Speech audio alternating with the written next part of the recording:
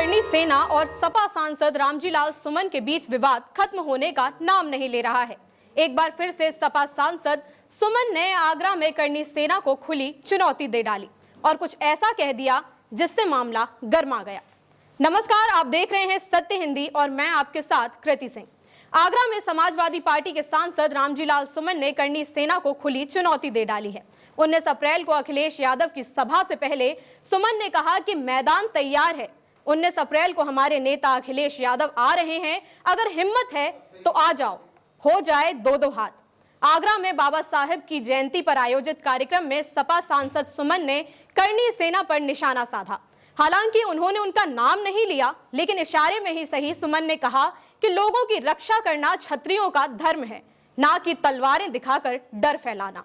राणा सांगा पर दिए गए बयान को लेकर करनी सेना ने सुमन के घर पर तोड़फोड़ की थी, लेकिन सुमन ने जवाब दिया कि उनकी लड़ाई है पीडीए की, यानी पिछड़ा, दलित और अल्पसंख्यक की एकता की। जो लोग मुसलमानों को बाबर की औलाद कहते हैं, हमारी लड़ाई उनसे है। जब दलित मंदिर जाता है तो मंदिर धुलवा दिया जाता है। अखिलेश जी के सीएम ना रहने पर उनके आवास को गंगा जल से धोया जाता है। ये है इनकी सोच। सुमन ने बीजेपी पर भी जमकर हमला बोला। उन्होंने कहा कि बीजेपी को हर मस्जिद के नीचे मंदिर ही दिखाई देता है। सुमन ने तंज कसते हुए कहा कि तो हम भी कहेंगे हर मंदिर के नीचे बौद्ध मठ था।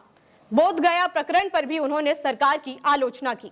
सुमन ने भरतपुर के राजा सूरजमल का जिक्र किया, जिन्होंने अंग्रेजों से लोहा लिया, लेकिन कभी गरीबों पर तलवार नहीं उठाई। उन्होंने ये भी कहा कि मुसलमानों ने हमेशा देश के लिए कंधे से कंधा मिलाकर साथ दिया है। हमने तो 3 सेनाओं का नाम सुना था, ये चौथी सेना कहां से आ गई है? अगर देश की चिंता है तो सरहद पर जाइए, चीन से लड़िए जो अरुणाचल पर दावा करता है, वरना इनसे बड़ा नकली कोई नहीं है। सुमन की इस चुटकी ने करनी सेना को कटघरे में खड़ा कर दिया। उन्होंने सवाल उठाया कि क्या तलवारें लहराना ही देशभक्ति है? सांसद सुमन के इस बयान पर पलटवार करते हुए करनी सेना के चीफ जीवन सिंह शेरपुर ने एक्स हैंडल पर लिखा कि रामजी लाल सुमन जी, कृपा कर आप बेहतर हॉस्पिटल में अपने दिमाग का इलाज करवा लीजिए, क्योंकि आपकी मानसिक हालात सही नहीं है। बेतुके बयान और आए दिन किसी ना किसी का अपमान करना आपकी फितरत बन चुकी है। करनी सेना शेरों की सेना है, आप जैसे चाहें वैसे लड़ाई लड़ने के लिए हम तैयार हैं।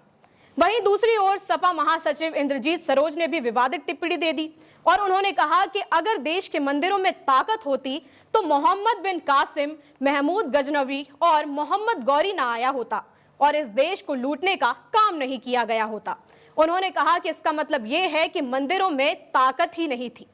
इस मामले पर न्यूज एजेंसी एएनआई से बातचीत करते हुए सपा अध्यक्ष अखिलेश यादव ने कहा कि ना मैंने विधायक इंद्रजीत सरोज के भारत के मंदिरों पर दिए गए बयान सुने हैं और ना ही सांसद रामजी लाल सुमन का बयान, लेकिन मैं पार्टी में कहूंगा कि इतिहास से जुड़ा कोई भी सवाल नहीं उठाया जाना चाहिए।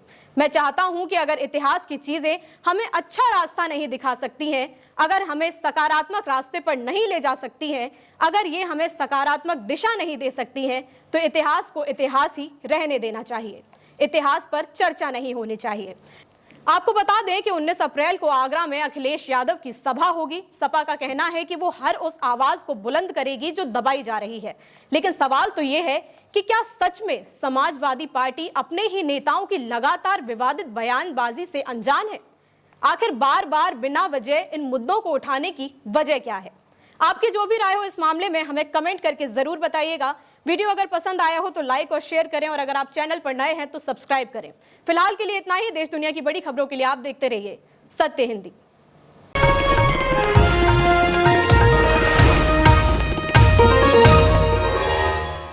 Copyright disclaimer under Section 107 of the Copyright Act 1976. Allowance is made for fair use for purposes such as criticism, comment, news reporting, scholarship, and research.